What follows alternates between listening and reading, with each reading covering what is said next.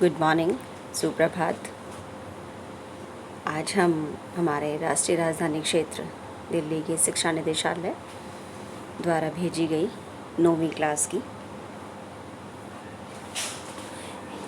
हिंदी की कार्यपत्रक 43 पर बात करेंगे और पाठ है प्रेमचंद के फटे जूते। और इसमें से ये गद्यांश हमारे सामने हैं। इसके लेखक हैं हरिशंकर परसाई, व्यंग्यकार बहुत बड़े, और इतने बड़े व्यंग्यकार और लिख रहे हैं प्रेमचंद जैसे एक युग पर। प्रेमचंद अपने आप में एक युग है, क्योंकि प्रेमचंद का साहित्य अपने उस समय का सामाजिक और सांस्कृतिक दस्तावेज है अपने आप में। आज हम इस गद्यांश को देखते हैं। आज की तारीख 12/10/2020 और विद्यार्थी का नाम, कक्षा अध्यापक का नाम, साथ में हम विषय अध्यापक का नाम भी लिखेंगे, विषय अध्यापिका का नाम। हाँ जी, चक्कर लगाने से जूता फटता नहीं है, घिस जाता है।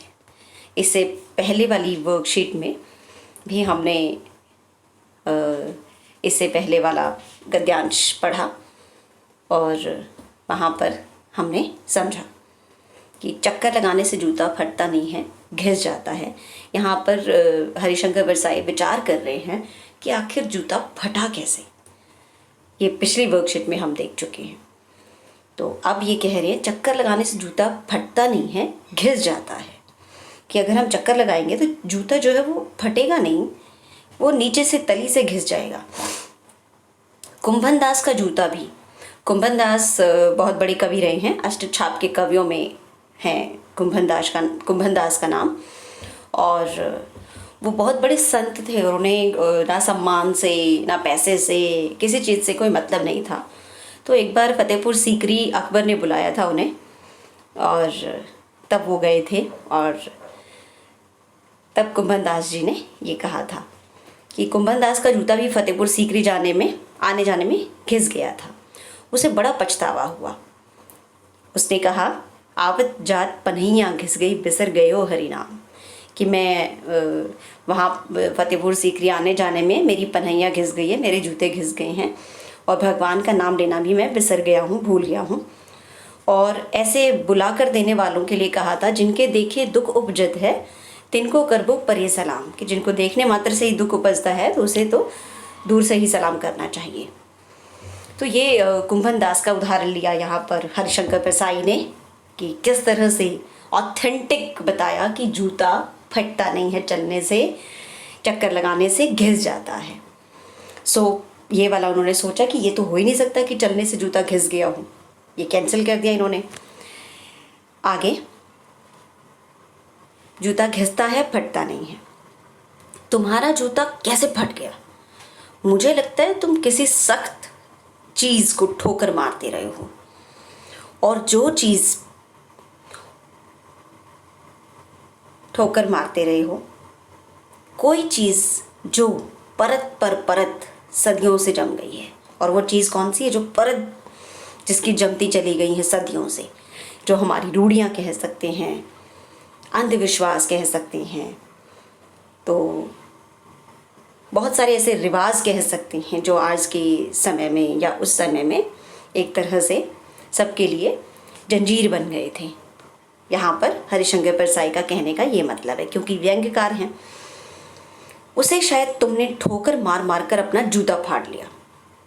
यहाँ हरिशंकर परसाई ने बता दिया कि शायद उन चीज़ों को मारा तुमने ठोकर, इसलिए तुम्हारा जूता फट गया, क्योंकि वो सख्त हैं और जब हम सख्त चीज़ में अपने जूते को मारेंगे तो फटेगा। जूते का सहारा लिया है, चीज़ें बहुत बड़ी बड़ी, बातें बहुत बड़ी बड़ी यहाँ पर कह दी हैं। कोई टीला जो रास्ते पर खड़ा हो गया था, उस पर तुमने अपना जूता आजमाया। कोई टीला, कोई अंधविश्वास कहेंगे, कोई रिवाज कहेंगे, जो रास्ते में खड़ा हो गया था, जो समाज में खड़ा हो गया था, हट नहीं रहा था, उस पर तुमने अपना जूता आजमाया। तुम समझौता कर नहीं सके। तुम समझौता कर सकते थे, लेकिन तुमने समझौता नहीं किया। क्या तुम्हारी भी वही कमज़ोरी थी जो होरी को ले डूबी? होरी इनके गोदान का एक पात्र है और वो बड़ा नियम पालन करता था और इस वजह से उसे बहुत नुकसान झेलना पड़ा था। तो ये कह रहे हैं कि क्या तुम्हारी भी वही कमज़ोरी थी जो होरी को ले डूबी, नेम धर्म वाली कमज़ोरी? Question mark. नेम धर्म उसकी भी जंजीर थी, मगर तुम जिस तरह मुस्कुरा रहे हो फटे जूते के साथ, उससे यही लगता है कि शायद नेम धर्म तुम्हारा बंधन नहीं था। सिद्धांतों पर चलना, नियम पर चलना तुम्हारा बंधन नहीं था, तुम्हारी मुक्ति थी।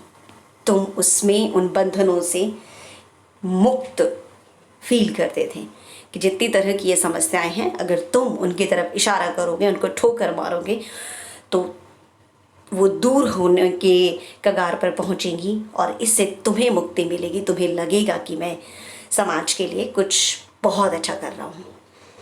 तुम्हारी ये पाँव की उंगली मुझे संकेत करती सी लगती है। जिसे तुम घृणित समझते हो, उसकी तरफ हाथ की नहीं, पाँव की उंगली से इशारा करते हो।